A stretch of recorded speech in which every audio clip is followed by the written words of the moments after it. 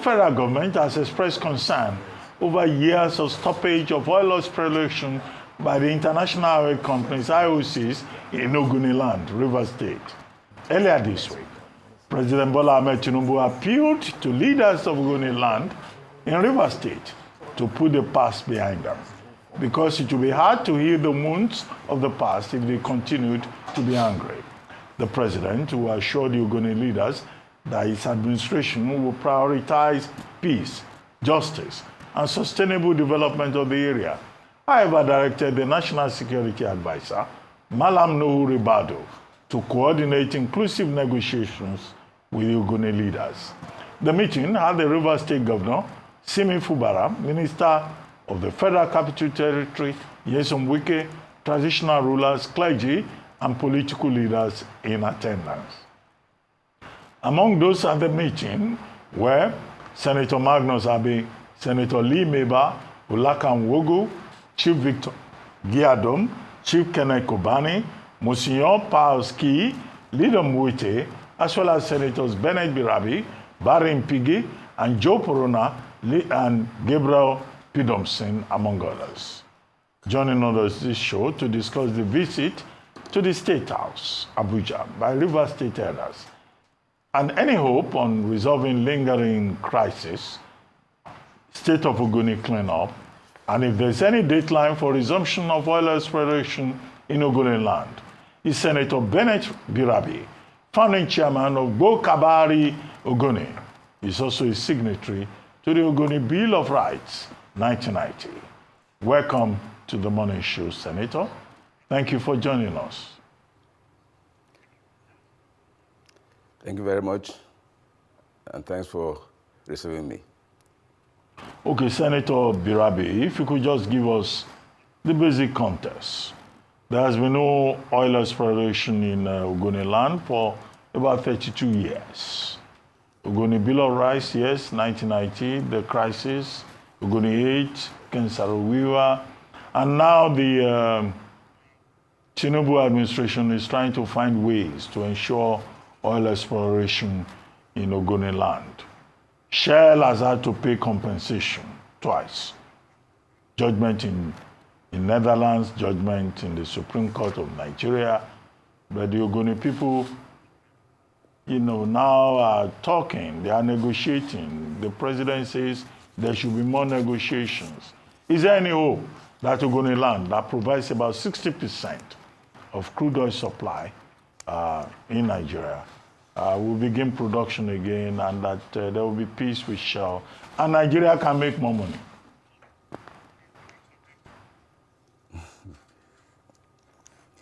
Is that the question? Yes, sir. There is hope. Once there is life, there is hope.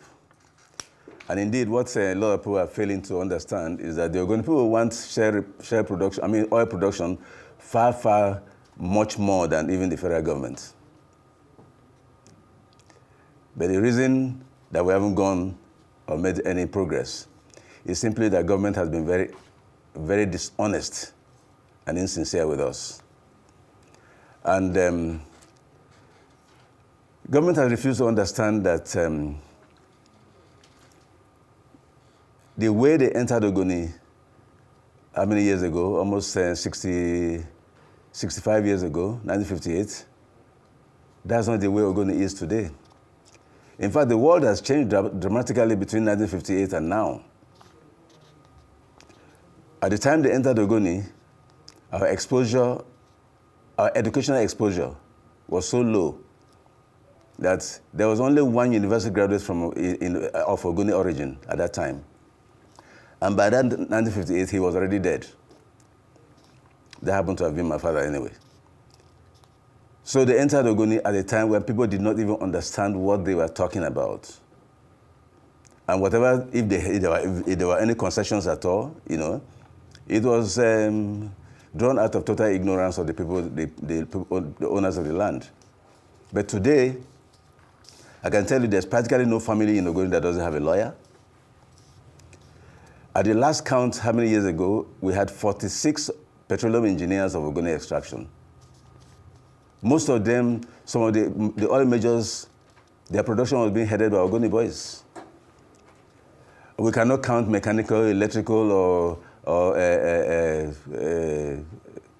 civil engineers of land. So things have changed.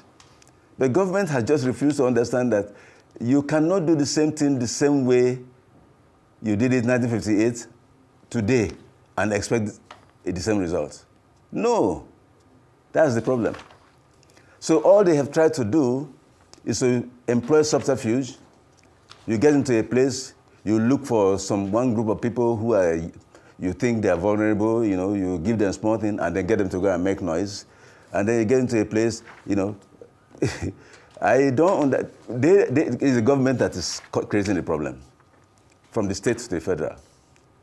So it's not an Ogoni thing. Ogoni people want oil production yesterday, but they cannot get it done the way they did it in 1958. Okay. It's as simple as that. Okay, Senator. Thank you very much. Now, I hear you, and in terms of saying that the government is to be held responsible for what we see today in Ogoni land. However, I'm sure you've heard about the outcome. You've read and heard about the outcome from the meeting with the president, between the president and Ogoni leaders, and he's shown the commitment to cleaning up and revisiting some of the promises made by the government. Are you optimistic about that? And if not, if it's not sufficient, what would you like to see this administration do to begin to remediate for the sufferings and what the Ogoni people have had to face in the last, well, so many years, decades? I was present at the meeting, so I had the president live. So I didn't read about it, I had him live. And he's the president, and he's a new president. What I'm talking about is what has been the modus operandi of the government since 1993. So it is my hope, that this new attempt will yield results. It will surprise you for all I've told you about, all they say about me. As a matter of fact, I think just me, I and one Chief Gua, who is about in his 90s now, are the only two living signatories to the Ogoni Bill of Rights. If there's maybe any more, can't remember, it can't be more than one or two others. Otherwise. And the Ogoni Bill of Rights, which is the foundation on which MOSOP was functioning, was approved and signed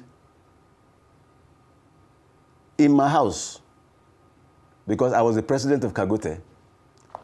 I founded MOSOP. The idea was passed in my house. And yet, in all the crises and since the 30-something years of negotiation, yesterday or the Tuesday meeting was the first time I've been invited by any government to participate in the discussion, which is why I'm saying that there is hope. All the previous governments and so on, they look for people who make noise on the newspapers and activists and all that kind of thing and so on. And because the fundamental issues were not addressed, they just simply make noise and they go back home. And the people at home know what their problem is. They agreed with what we did in 1991,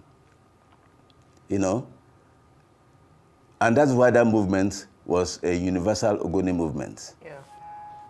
But government tries to find a way to use one person or the other. In fact, most of the crises we have in place has been government funded. They knock one head against the other and so on. Okay. They give small money here and give money there. Okay. Without addressing the issue. Okay. Good to see you. So that's basically what the problem is. Good to see you, Senator. And I'll read some parts of the request of the international community, what they should do in the Bill of Rights, which includes prevail on Shell and Chevron to stop gas flaring in Ogoni, Prevail on the government of Nigeria to honor the rights of Ogoni people to self-determination and autonomy. Prevail on the federal government to pay all royalties and mining rents collected from Ogoni since 1958. Prevail on World Bank to stop giving loans to federal government of Nigeria, all loans which depend on their repayment on the exploration of Ogoni resources. Send urgent medical and other needs to the Ogoni people.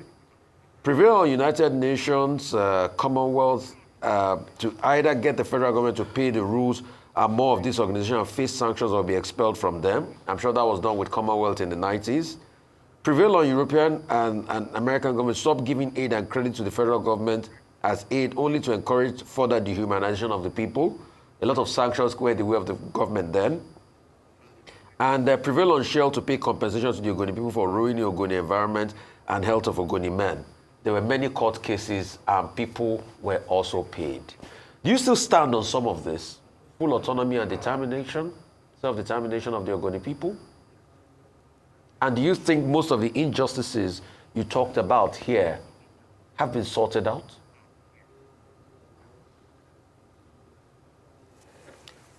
Let me say one thing. There are maybe 1 or 2 or 3 versions of the Bill of Rights. The original Bill of Rights is not exactly what I am seeing, which I was signatory to. The signatures are all there because once you sign the paper, it can be transferred from one document to another. But let me tell you what was our demand, fundamental demand, when we started, was basically premised on my visit to Olobri in 1982, when Shagari laid the foundation stone for the Olobri Oil Museum. And what we saw did not look like anywhere that has produced a drop of oil. And even on our way back, we had to push our vehicle for over 1 or 2 miles to get out of that place because it was all muddy. And when we got back, we decided that we will not let Ogoni be like Olobri when our oil dries out. The meaning of that was that we said, we cannot be pumping oil from Ogoni for sale in Rotterdam, in New York, and all of that. And then all we have left on ground in Ogoni are oil pipelines that through which the oil is pumped. And the only employment in Ogoni is pipeline surveillance, which of course are not done by university graduates. That was the basis. Most of the things I'm mentioning now came after Mossop had, how will I put it now? I hate to talk about or to criticize people who are not around because, you can't talk about dead people, they are not there to answer you. So there's no need going to that past. But most of the things that came later were not discussed with anybody from any of the elders in Ogoni that formed Mossop. It got to a point they even they wrote what they call national anthem, and they made a national flag. And then, that Ogoni can be independent. There are so many countries in the world that have less population than Ogoni, so we can be independent. None of those were discussed with anybody, any of the elders in Ogoni. At that time, actually, in 1993, I was in the Senate. I was a Senate minority leader. And I had just finished as president of Kagote, the body that formed Mossop. So how on earth do we decide we want to be independent and people like me don't know about it? So that was the beginning of it. So like I said, I don't want to go into the past because what has happened has happened. What we're looking for now is how to get out of the mess. Because Ogoni needs oil production, Ogoni needs industrialization, Ogoni needs development. That's the area I want to focus on, not the past. Okay. That Ogoni Bill of Rights, you read it to me now. How many of those items are feasible? How many of them are achievable? As Shell pay the royalties to the Ogoni people for the degradation. Pardon me? As Shell paid the royalties to the Ogoni people. Pardon me? As Shell paid the royalties to the Ogoni people for the degradation of their land. I understand that some $300 million was paid supposedly to Ogoni people. Who received the money is a different matter altogether. But I mean, that has been in the news. Since I didn't see the money and I haven't seen the account to which the money was paid, I don't want to discuss what I cannot defend. Okay, but Senator, I know that Shell supposedly had paid some money to supposedly to Ogoni people. Who received the money is speculative. Okay, Senator. You know, the part of Ogoni people who are part of it is also speculative. Okay, Senator. Yes. What we know is that a court Yes, I'm in the listening. Netherlands, Yes. Dutch court, awarded costs about 15 million Yes. euros against Shell, and Shell said they will pay. Yes. The Supreme Court of Nigeria also awarded cost Yes. of $49.3 million dollars or so, or naira, against Shell, and Shell said it will pay. Now, how that was managed at the community level is not known to the public. But I would like to ask you about high rep. Because long after Mosop and Ogoni 8 and all of that, there was this program of environmental remediation recommended by the United Nations Environmental Program, which began in 2019.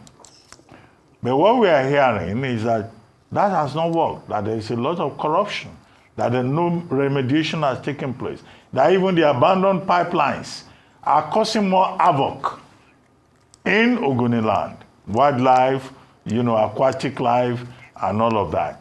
Now, in your discussions, the body that met with the state government, with the president, and I will meet now, as the president has directed, with the National Security Advisor.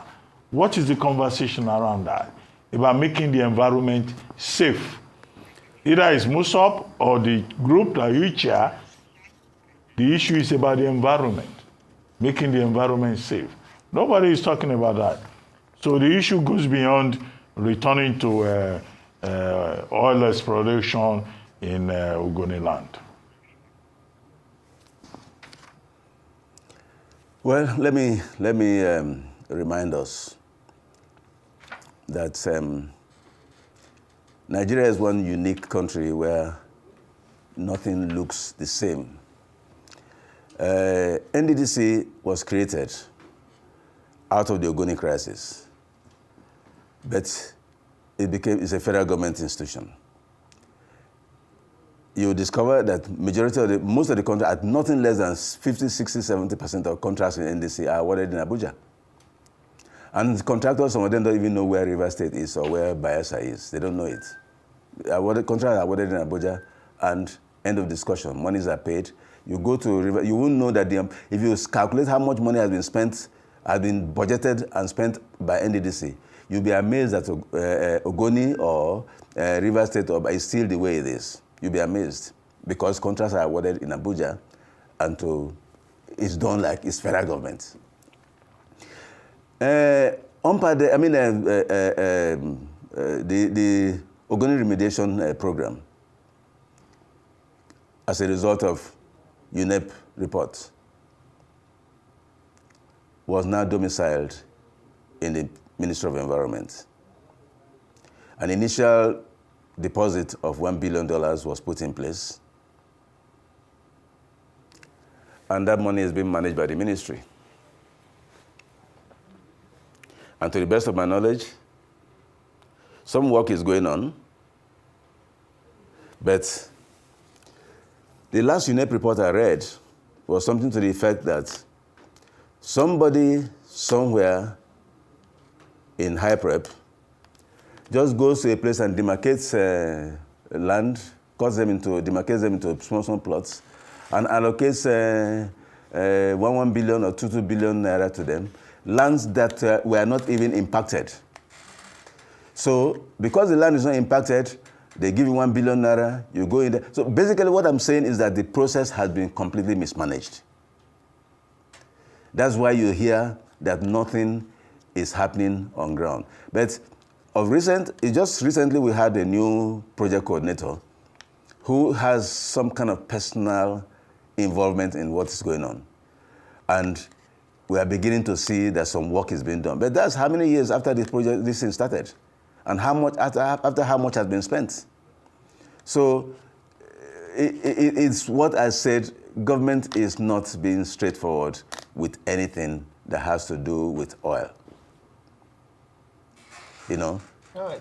You talked about our meeting with the president and all of that. The president's address did not last up to 10 minutes, maybe 10 minutes at most, you know. And then the National Security Advisor spoke, and the governor spoke, and then they asked our chief to respond, which he did. So everything was choreographed. So nobody was allowed to speak? No. It wasn't a robust conversation. It was just, Ogoni people are here, and you were given directives. Directive is that he has given the NSA full authority to do the negotiation and all of that. And yours truly, we went to NSA's office, and we got there. We were supposed to now start the interaction. Before we got there, they already decided who was going. They are going to set up a committee or a coordinating committee, and they appointed 3 people or so to be coordinators. And then we were supposed to now have a conversation on the issue. Senator Birabi, I was not allowed to speak. Whoever they made chairman, he didn't allow me to speak. Speak now, Senator. So, speak. Speak. What exactly do you want? So no. I'm just telling you what you asked me. What was the conversation with the president and this? That's why I'm just giving you this background. You know, I'm just giving you this background. So what has happened is that the process has simply been just mismanaged and manipulated, and that cannot produce any results. But go back home and talk to our people. Every Ogoni man wants oil production to resume. But they cannot resume when everything is being manipulated to suit certain purposes against the purpose of Ogoni people. All right. Senator, thank you very much. And I think there are a lot of things on your chest that you want to get off this morning, but you're being a bit cautious. I say this because you yourself already alluded to the point that you would have liked to say something to the president, or at least when you then went on to the meeting with the NSA, but you didn't have the opportunity to do so. You were just told what to do. A few people were put into a committee which you were excluded from, and you didn't have the opportunity. So we know that there's about 1 billion explorable oil reserves still in Ogoni land, and this administration would be anxious to get their hands on it. But before that can happen, what must happen? I think that's what we want to hear this morning. Because if you didn't have the opportunity to speak at the meeting, so what must happen before they can move in? Now, let me put it very clearly. Like I said, the Olobri was our, the pointer to what we did not want. And the whole of our agitation and our revolution was to the fact that we did not want to look like that place. Now, 32 years on, we are still where we were. And I am very sure that if the government wants to find a solution, if they are ready for a solution, they will look for it. And the solution is there. But we cannot look like Olobri. Can you tell us? Can you tell us, sir? Because you're still speaking very broadly. Maybe very specific. Can be specific. That'd be really great. Yeah. Unfortunately, you are not the government, and you are not in a position to take decision on this issue. But they are listening. You are not in a position to take a decision on this issue. And the more you talk about something that you can do nothing about, the more you bastardize it. Because I read all the comments by so many activists and human rights.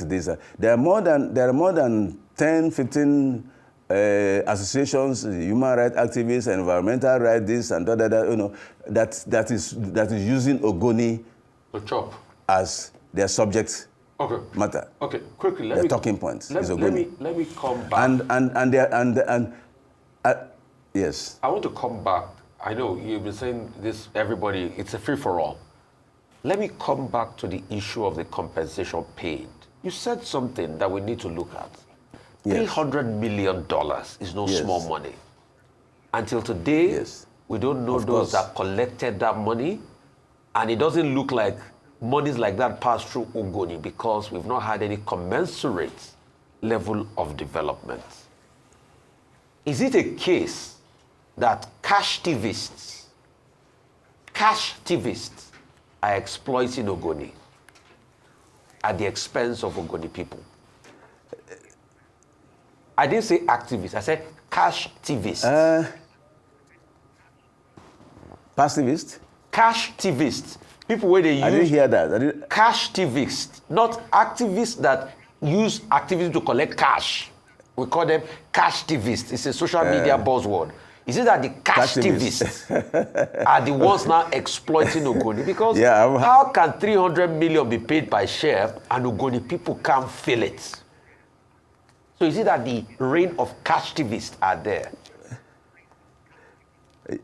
I'm happy to add to my vocabulary. I never knew there was a word called cash activists, you know. Like I told you, the story is that money was paid, and it was paid to somebody on behalf of Rivers State, on behalf of Rivers State or on behalf of Ogoni people. But like I said, I don't want to start mentioning names when I don't have concrete evidence. It's also possible there's a lie that no money was paid. It's possible there's just a propaganda that no money was paid to anybody. So if the money was paid, who was it paid through? Was it through NNPC or was it through Shell? Nobody has come out to say, I paid so and so money. So how can we now begin to look for money that we don't know exists? Because if somebody came out to say, I paid money, then we will now begin to look, who did you pay it to? Now let me give you a typical example. Some time back, Shell paid some compensations to some communities in Gokana, in my local government. And those communities, those are areas of rents or whatever you call them now, for pipeline, areas where pipelines pass through or where they have oil wells and all that kind of thing. And my village doesn't have, my own particular village doesn't have any oil well. Neither do we have any pipeline passing through. But they came and accused my chief that he collected how many billion naira on behalf of the village. And they were ready to lynch him. So I flew in from Abuja that the previous night, you know, and then got to the village. We had our normal village meetings at about 6 o'clock, 7 in the morning. And I asked them to, can somebody come with me to, or I won't go with you. You go to Shell. I will call the people in Shell and go to Shell, let them give you the invoice. Senator. Because when they pay out money, somebody must sign for the money. Senator. And they went there. I gave them trust. They went there. And yours truly, the Shell explained to them, we did not pay any money to your village. And when they came back and gave us a report, the village dispersed. Okay, Senator. Yes. That will be so in this case, unless we hear somebody who says, I paid money. If it's NNPC, Melekari is there, he should tell us. If it is Shell, the Shell people are there, let them tell us who they paid money to. Okay, Senator. If there was no payment, yes. Senator, it should be interesting to get to the root of this matter. Yes, who collected what? Because after the ruling in Holland, Shell said it will respect the ruling of the court. After the ruling in Nigeria, Shell said it will respect the ruling of the court. Now, it will be very strange indeed that Shell refused to pay compensation. I think it's something that we can interrogate further because Shell is on record as having claimed that he paid compensation to some people in Ogoni land. Anyway, thank you for joining us.